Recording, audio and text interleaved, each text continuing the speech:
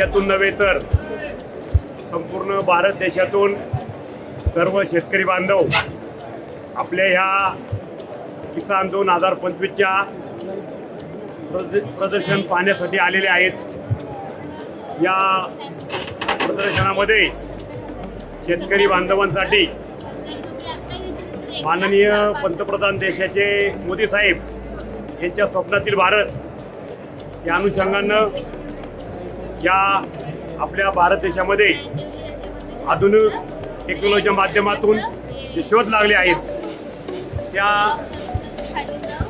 उपयोग भारतातील सर्वसामान्य शेतकरी बंधूंना व्हावा यासाठी भारत देशाच्या कृषी विभागानं हे कृषी प्रदर्शन आयोजित करणे आहे।